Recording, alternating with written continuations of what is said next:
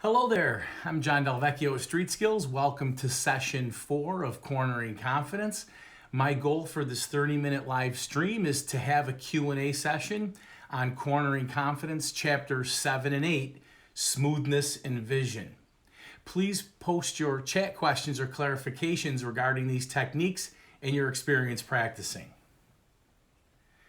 And I just want to say, we're going to first take a look at smoothness. Hello there, I'm John Delvecchio of Street Skills. Welcome. We're going to first take a look at smoothness. And I might remind you, go ahead, post your comments and questions, anything about smoothness first, and then we can get into the vision after. Now, what I like to open up with is that traction is at the heart of cornering confidence. Street riders can get better overall traction from a flatter chassis. Smooth inputs are the way we get a flatter chassis. Smoothness can only be acquired through direct experience, specifically personal experience using the techniques taught in my Cornering Confidence program. Abrupt throttle and brake inputs result in wild pitches in the chassis, directly affecting the contact patch size of the tires, which affects traction. But keep in mind that it's not the size of the contact patch that gives you more traction, but the weight. A larger contact patch is evidence of more weight. Consider this. We want to fully weight a tire before fully trusting traction. Let me repeat that. We want to fully weight a tire before fully trusting traction. Abrupt steering inputs can quickly request too much extra traction in reserve as well. So we want to keep smoothness on our minds at all time. One more note about smoothness. Riders typically develop smooth operation of the controls separately. The idea is that when they become muscle memory, they will be used together. For example, smooth downshifting and smooth brake throttle transitions would be learned separately, but you could use them in a corner. Let's say you want to downshift mid-corner as you're making that transition to throttle. And nothing feels better than when you can make that smooth, nice transition of power from, at a downshift or at the same time that perhaps you're rolling on that throttle. And so we want to keep those things in mind. Now, specifically, the objectives that I have for smoothness are to eliminate abruptness and smooth brake throttle transitions and what I call slick shifting. And so we're going to kind of take a look at those things in chapter 7. Now, I would like to maybe throw out some quick questions there, specific questions about the objectives. Why is it important to be smooth? We'll discuss proper gearing and then how to be smooth. And I'm going to try to spend about 15 minutes on this particular topic. And I can begin looking for questions here. And one of the things that first kind of struck me, I spoke to other motorcycle coaches about smoothness, and one of them was really kind of put off by the term smoothness. How do you explain smoothness to somebody? Well, smoothness is when we're kind of measured in our application of the controls. And so when we talk about eliminating abruptness, everything that we do on a motorcycle should be purposeful, of course, but it should also be gentle and sort of more finesse than stiff bulwarking and forcing the motorcycle to do things. It wants to give us the most pleasure possible, the motorcycle, but we have to kind of know how to delicately interact with that machine. Now, riding abruptly doesn't always create a crash or result in a crash, but it does negatively affect the flat chassis principle. And we will take a quick look at that as we begin here. So when we, as I said earlier, when we give that this abrupt brake throttle transitions, we're actually sort of shifting that that chassis back and forth, and it usually handles it quite nicely. When we start to really put those spikes in chassis pitch to the test is when we're actually going into a corner, we're entering it, we're in the corner, and if we ask too much of that suspension, it can result in us losing confidence in what we're doing, and then ultimately perhaps giving us a poor result. And so I like to talk about smooth brake throttle transitions. Now, earlier we talked about brake throttle transitions in an earlier video, and what's really nice about the secret weapon positioning on the controls is we can actually use the brake lever to kind of brace our throttle twisting as we go to make it so that it's a nice, smoother, measured application of the throttle. Now,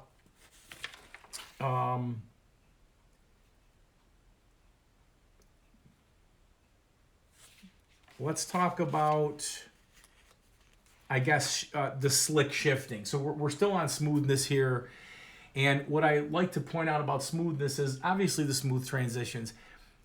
We just kind of talked a little bit about that, and I can help you with specific movements if you have any questions there. But the slick shift, this is something that I really enjoy when I'm riding a motorcycle. Part of the reason why we ride motorcycles is that we are doing so many things at once. It's very tactile. And I know that there's a lot of motorcycles out there with slipper clutches and quick shifters that kind of do the work for you. And, we don't want to discount those things. They're great. They can probably add to the joy and safety of our riding. But we don't need those electronic gadgets to enjoy a nice, smooth ride. Now, when we talk about the slick shifting here, this is something that doesn't really take that much time to develop if you really think about it. The first thing we got to think about all we're doing with our hands. We have a clutch hand, we have a throttle hand. We're going to need clutch and throttle when we do the gear shift, and we're also going to need to actuate that lever for the gear shift. And the slick shift, is really putting that all together. So what we're going to do is we're first going to work on that clutch hand. Now, let's say I want to downshift, which that's when we really, really want a smoother response. Upshifts are important to have smooth, but when you're about to tip into a curve or you're in a curve and you need to do that nice smooth shift, the downshift is when it really counts, that we know what we're doing. So we're going to think about going down into a gear. Now, we like to kind of put some pressure on that gear shift lever so that once we give a slight clutch pull with what I call the palm pulling technique, we're just kind of doing a little bit of a bracing of the palm as we squeeze the fingertips in on that clutch lever. It's going to find its gear. It's going to kind of go down, but that's the beginning part. Now that we have the gear shift lever in the lower gear, we still have the problem, so to speak, of delivering that power back from the clutch being engaged to disengaged and the drive happening. And so a slick shift technique is changing the gears with minimal drive interruption. So we kind of want to do this quickly. I'm not a big fan of the blipping of the throttle. We'll talk about that in a second. So I do want to just mention that when we ease out that clutch nice and smoothly, whenever you pull in the clutch, ease it out smoothly, and that is our slipper clutch. That's the mechanical device of a slipper clutch, sort of takes the edge off of that abruptness. But when we delicately release that clutch, ease 2, 3, 4, 5, just like you learned in your MSF course, perhaps your basic rider course, that's gonna be very important as we downshift. Now, do you have to really ease out the clutch as you're normally riding? No, but you're going to want to have that muscle memory when you're tipped into a curve and you want to go for that lower gear. You want to make sure you deliver that power nice and smoothly. Now, what are we doing with the throttle? Well, during a slick shift, we're going to be preloading the shifter in the direction we want to go. A slight clutch pull will accept that lever in the direction we want to go very, very quickly. This happens almost instantly. Now, what do we do with that throttle hand? Well, typically, I encourage people just to keep that throttle cracked slightly at that maybe quarter turn, and you might experience lurching as you do that quick shift, but we just roll on or off depending on what we need to match those revs. And slick shifting is just one of those really satisfying things that if you work on it and you are a slick shifter, it almost feels like an electric drive motor, a scooter, an automatic transmission, yet you are the one that is behind all of that, and it's just ultra satisfying. Now, when it comes to the why we should be smooth, that's one of the things I like to really hit home on, is that we want to kind of gradually load those tires. We want to keep that chassis flat, have the suspension in its sweet spot. Still waiting on a question. It looks as if I'm going to throw something in here just to see if it's it is working. And maybe you guys don't have too many questions about this. Let's see. I also like to talk about the gear, right? Some people want to run at the high revs, and that is something that people enjoy. They like a high revving motorcycle. Personally, I would rather choose running in a little bit higher gear than lower gear, and I talk about that in my book and courses as to why. But the general idea is, if I'm in a lower gear and I'm at those higher RPM, when I make those throttle adjustments, it's going to have a seesawing effect. And what's really nice about running that higher gear, especially if you're in low traction situations like rain or it's cold out, you might want to run that higher gear. And so when you go to give it throttle, it's going to be less of an abrupt application to the traction at the street. And now that's a personal preference, but you might find that running in that higher gear is beneficial to you. I will say that there is a perfect gear, and we find it often where we're extremely happy with the gear we're running in a curve or entering the curve. Stick with it. But if a choice has to be made, do I downshift here or upshift entering a turn? I typically will go for the upshift. Now, I'm going off of 6 or 7 watching now. I'm not sure if we have people returning from last time. You can go ahead and say hello if you want. If you're new to this series, my name is John Delvecchio, and I operate a motorcycling school focusing on cornering confidence. I see Frank's here.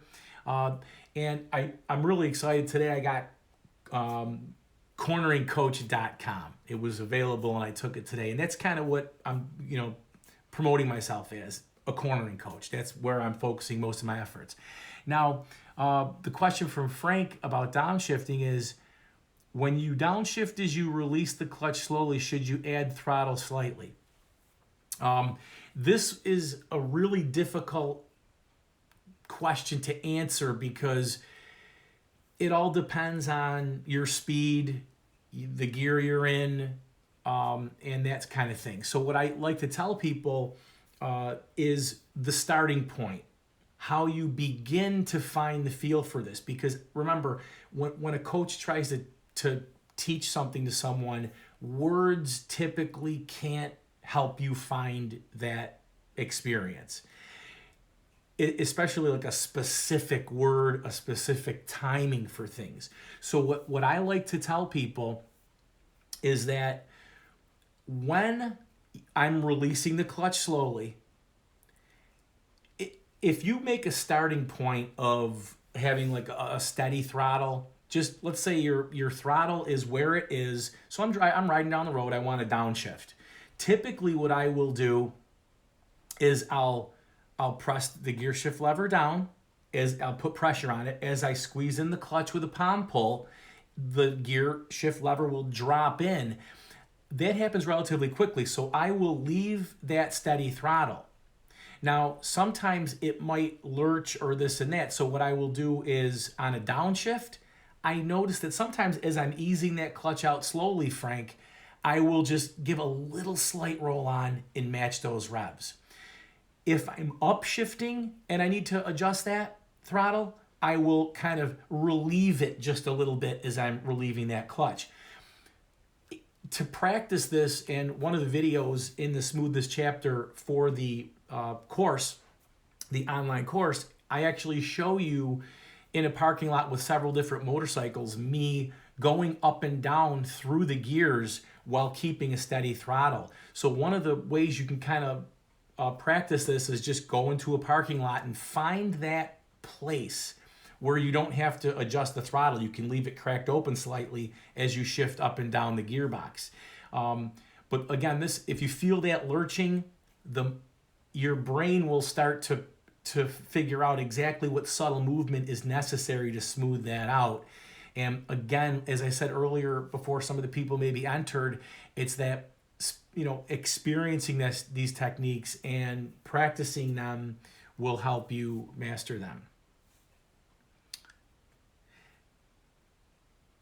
Now, Ron brings up a good point. If you have a slipper clutch, you should not worry about the downshifting. Is that the question? Well, if you have ABS, you don't really want to test it. Most people, they know they have ABS because it's printed on the side of their fender, but they've never gotten to the point where they really needed it. And that has probably been the best advice they could have. It's in the background. And so if you have a slipper clutch, mechanical devices can fail. I would certainly try the slick shifting technique along with a slipper clutch. The technology is really good these days. But what happens if you get off that motorcycle and onto another motorcycle that doesn't have all this great technology and you're not kind of used to using the slick shift? I'll go so far as to say probably in my lifetime, I will regress in motorcycling. Once these motorcycles become electric motors and they have all these crash prevention things like that BMW that they show riding around without a passenger on it, we're going to want to regress to those basic motorcycles again, because I feel that a lot of us ride motorcycles not because we want the motorcycle to do the work for us. We ride the motorcycle because of that tactile feeling of accomplishment and challenge. So yes, my next motorcycle could have all the wizardry on it with the electronics. Everybody gets jazzed up about buying that newest motorcycle with all the fancy things on it. But my favorite motorcycle right now is a 2010, and it has no electronics whatsoever. That could get me into trouble if I make a mistake as a human error. But I think that working on my skills and keeping that downshift nice and smooth, it's just good, I guess, practice overall. But definitely use to your advantage those electronic aids, because I will say that I had an FJ09 with traction control, and it went on a couple of times. Now, did it really need to? I'm not really sure if I would have crashed or not at that point, but it did intervene. I've had a couple, maybe 2 times with that motorcycle in 20,000 miles, the traction control intervened. Now, LT's back and done what you have said on the higher gear, but the bike starts chugging. I have found that using the clutch smooths things out. If you have, let's say you're going at low speeds in a parking lot, you need the friction zone. You will be operating in the friction zone, partially engaging and disengaging that clutch as you modulate the throttle to kind of get yourself around. But normal gear shifting, normal riding around at higher speeds should not require that you squeeze in the clutch to keep things from you running into trouble. What I will say, if you have two options, if the motorcycle starts to chug along in, let's say, too high of a gear, one of your options is to make a smooth downshift. And that happens to me occasionally when I'm on a ride through the twisties. I wasn't anticipating how tight the turn was. My braking is really separated now from the gear I'm in. So I'm not quite ready to let off the brakes. I'm still not happy with my speed and direction. So I actually will think about, when I go to throttle, geez, am I in the right gear? And then I start to relieve that throttle maybe a little bit. And I realize, oh my gosh, I got a downshift. So if it's chugging along and you're not getting any response in drive from your throttle, you're probably going to have to downshift. If it's a really unresponsive sort of situation where it's chugging and you're not getting any drive. But I will say that normally I find this happens as I'm exiting a curve. And so what happens is, if I can get on that throttle, the chugging will tend to go away. It will start to get into the appropriate RPM range, where now my engine speed, gearing, and road speed are sort of at a better place, and I exit out. And to answer that question, LT, when there's a lot of times when I go to give it gas and it's not really responsive, because I do prefer that higher gear. So I just get more on that throttle, and it picks up and I take off. But yes, I do have to downshift sometimes, and that's where it's real beautiful to just release that nice smooth clutch, and it just delivers that power so satisfyingly. Frank has been slick shifting. Oh, it's like a knife through butter smooth. I remember, if I trace back when I really learned about this preloading situation, the first thing was, I was reading Total Control by Lee Parks. He talks about preloading the shifter in there, and that was sort of an interesting thing to me. Around the same time that I was reading that book and working on what Total Control was teaching with the preloading the shifter, I read a letter to the editor of Motorcycle Consumer News, and it was a gentleman had written in about how he took Reg Pridmore's class. That prompted me to read Reg's book, Smooth Riding, and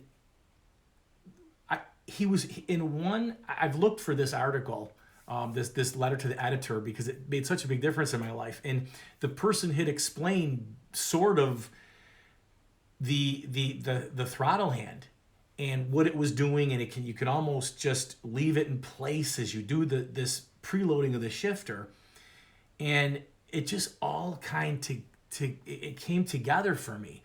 And once I learned how to do that technique, it was a huge gain in my just enjoyment of motorcycling, because I just felt like, you know what, I'm pretty good at this shifting thing. And now, as I moved on, this was before I started Street Skills in the Corner and Confidence program. I was probably a rider coach for the MSF at the time. But boy, that took me big steps ahead. And so when I decided to work on straight and flat, as I thought about, we're going to do these things to keep the motorcycle straight and flat, it really does, the smoothness in the slick shifting really do help us with that flat chassis. Incredible technique is the slick shift. Now I don't spend a whole lot of time in my courses when I'm teaching people when we do the coaching tours, because it's kind of fit in there, and there's other things that I want them to work on that I can actually see, when we're out there, because we're also doing some vision things, and it's kind of like a catch-up time. But so LT, this happens to me if I'm going in the twisties in fourth gear and have to go at a slower speed. This happens to me if I'm going in. Oh, the chugging does, right? So if I'm going in the twisties in fourth gear and have to go at a slower speed. All I can say about that is work on your smooth shifting with the slick shifting technique, specifically downshifting, because what it seems like you might need to do is actually downshift while you're leaned over. Again, please use extreme care and don't do this when the chips are downs and you're at a really severe lean angle, because boy, I'd hate for you to just dump that clutch, because what happens is if we're in too low a gear when we're leaned over and we release that clutch very quickly, it's kind of the same thing as applying rear brake. Okay, so it's going to be severe engine braking that could cause the similar effect of using rear brake, which could cause that rear tire skid, and you could potentially set yourself up for a high side or a low side if it kicks out enough on you. Yeah, so quoting your fact and fiction when entering, I'm looking at it right now, page 44 of book. When concerned about traction in your curve, choose a higher gear, especially important. Downshifting can severely raise. Yeah, running a higher gear. One thing I can say, and I'm not sure if we're on the same page because we're a little bit, disconnected with this method, but I will not slip the clutch leaned over just for the sake of slipping the clutch. When I use that clutch leaned over, I am either upshifting or downshifting, period. I don't usually, unless I'm doing low speed maneuvers, I don't particularly choose to ride in the friction zone. Now,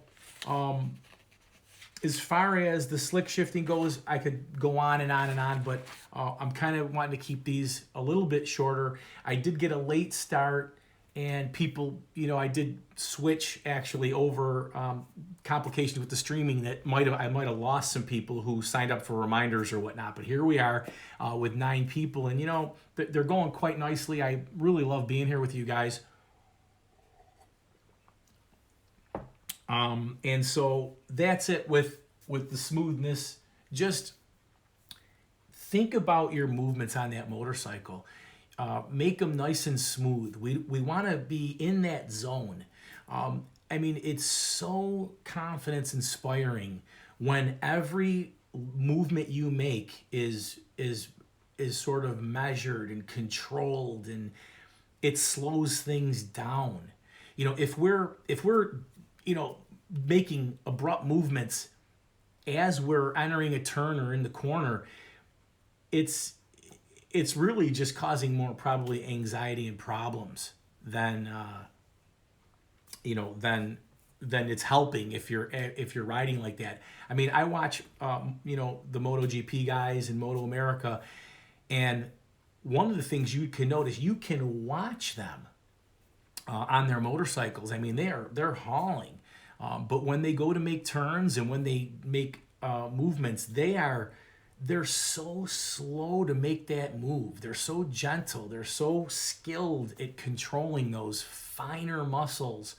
And what's really nice is if you're smooth, you almost can kind of feel like you're starting to lose control of a traction situation, or you're getting closer, and you can maybe get yourself back from the brink, of a crash by just not being startled by things. And I think that's kind of at the heart of the smoothness chapter, being so much in control of those movements that you slow things down and can handle them if you get into trouble, and then you can enjoy it. Yeah, dumping the clutch. That's helpful if you're doing wheelies or other types of things, or riding aggressively. One final point about smoothness. If I'm in the twisties with my friends riding around and the road is dry, I have good sight distance, I might get a little heavier handed with my inputs because I have fantastic traction.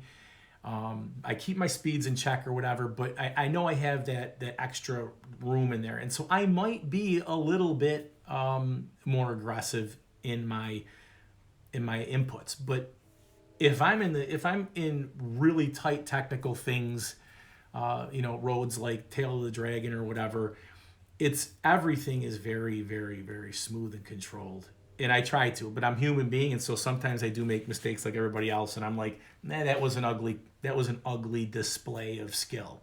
And we just kind of take the next turn. Now, I'd like to move on to vision. I don't spend a whole lot of time on vision in my courses. It's important, but my thinking is this. When someone is concentrating in the twisties, vision is one of those things that I think people typically get.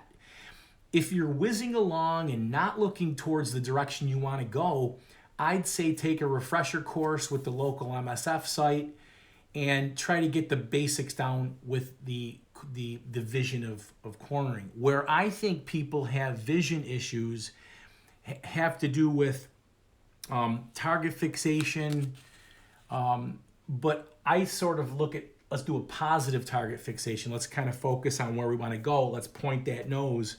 But I also talk a lot about scanning and sweeping. Now, one of the things that I thought was kind of an important point to help people more confident in the corners was to break down our vision into the two vision parts. So we have our central vision, which is that 3-degree cone in the middle, and then our peripheral vision. And they do very different things, and they can help us in those twisty environments. A lot of times when we're in the twisties, it's a wooded area. There's trees. We can't see what's around the corner. There's maybe buildings or driveways. There could be gravel and those types of things. And so I first like to talk about the two parts where the central vision in the middle, that provides us high resolution information. Our peripheral vision detects movement so that we can direct our central vision to pick up those details that we need to process. Now, if we're moving down the road and we're trying to expect the peripheral vision to pick up movement, it's tough for our eyes to do that. We're sort of blurring as we're going past with that peripheral vision. So what I try to just impart to people is that when we're going into that turn, we want to point our nose in the direction we want to go, and it's going to bring our eyes there, but we should scan and sweep our peripheral areas without moving our head, just to scan and sweep our eyes to try to pick up things in that central vision that could cause us trouble. One of the things that I thought initially when I was learning how to ride, people say, hey, you better look where you want to go, because if you take your eyes off of that exit, you are going to go wide. And I sort of was tunnel visioning, and I thought, man, I'm really missing a lot of things on the side here. I'd pull over after riding with my buddies, and someone would say, yeah, did you see that deer right next to the road? And I'd be like, no, I didn't. Now, maybe the deer presented itself after I passed, but it's possible it was there. And I was so laser focused on my, let's say, exit that I didn't pick up those other roadside hazards. Now, if you're on a track and you're racing, you don't have to worry about those things. I mean, there's people that are in the they're in the towers and they're looking around, they're spotting for you, looking for animals. But when we are riding in the twisties, it's all us. And so one of the things I really advocate is that people move their eyes around while keeping that nose pointed straight. Now, smoother view. Oh, smoother equals faster speed. Okay, Ron. Yeah, so back to the smooth question, I saw something come in there. You definitely, if you're using the controls in a smooth way, I think that's going to translate into more confidence that you're controlling that machine, and you're going to be able to to probably ride faster. And confidence and speed probably go together. I talked about that earlier in one of my other videos where I actually made a speed equals confidence video. It's separate from these, but yeah, you're definitely on the right track there with that. Now, there's another thing that I like to talk about in the book and in my courses regarding regarding vision, is the where's the hazard game. A lot of times in the MSF classes, the basic rider courses, they talk about what if scenarios. Well, what if I go through this intersection and someone backs out of a driveway? What if this happens? What if that happens? What if this driver comes into my lane? What if scenarios are fantastic. But if you want true cornering confidence, you have to take it a step further than that. You need to play the where is it game. We know the deer is there. We know the gravel is there. We know there's going to be oncoming traffic. We know a curve is going to tighten up sooner or later. And so when these things happen, we have to basically call it out. There it is. I expected that to happen, and this is how I'm going to remedy the situation. Now, one of the things I like to tell in the members who come into my coaching tours after we talk about this, I say, drive down the road. And if you're going to, we want to work on the sweeping and scanning of our peripheral environment. And I say, just look for things that stand out from the natural environment. So we're going through the country, and there might be a fence with a tire hanging on it. Or there might be a gate that leads down someone's driveway that just kind of comes out of nowhere. And so as you're going down the road, try to work on these scanning and sweeping techniques. Scanning is more, the way I describe it is we're moving our eyes and refocusing in the different areas. So scanning here and there. A sweep is more like a tracking something where we kind of don't lose focus and we sort of sweep our eyes. And the general idea is to get your eyes moving, looking for different things. Now, I really want to thank you guys for showing up. We had a pretty good turnout tonight. I think what I'm going to do is wrap this one up. And I really want to thank you for coming. Thanks for joining me tonight. It's never too late to pick up my book, Cornering Confidence, or enroll in the online course. I'm also doing this new thing with group enrollments and affiliate programs. So if you're anyone involved with clubs or a motorcycling related business, or you want to just get together with people, perhaps you can pass along that information. I'd really like to spread my courses far and wide as possible. You can visit corneringconfidence.com for more information. Be sure to follow me on social media. I'm going to see you next week, but it's going to be Monday for my live stream number 5 on chapters 9 and 10, line selection and cornering. Though I got something going on next Tuesday, so I just got to bump that one to Monday, so make sure you check your calendars. Now, I will answer a couple more questions real quick. LT, do you suggest a pattern for the sweep and scan? Nope. I don't have really any specific pattern other than what I talk about in the book. It's called an orderly visual search pattern, where we want to look straight, and then we might check to the side to our right. Straight again, down at our speedometer. Straight again, to the left. That's if you're using more of the scan technique. A sweep, I'll typically go from left to right, sweep right to left. But I think what you can work on, you can even do this in your cars. Okay, right now, we got our first snow here in New York State. It was a big one. We got maybe 6 to 8 inches. It's November 11th. It was Veterans Day, and here we're starting out. So the nice thing about the vision chapter, you don't have to be on your motorcycle to practice these techniques. You can do it in your car, just like you would normally maybe try to predict traffic patterns for just traffic motorcycle safety. I'm a big fan of using the time that you're in the car to develop skills that can transfer to your motorcycle. And without any further ado, I just want to say thank you, and we will talk to you next time. Remember, my email box is waiting for you just to drop me a message, ask me a question, and I'm really looking forward to next week talking about line selection and cornering.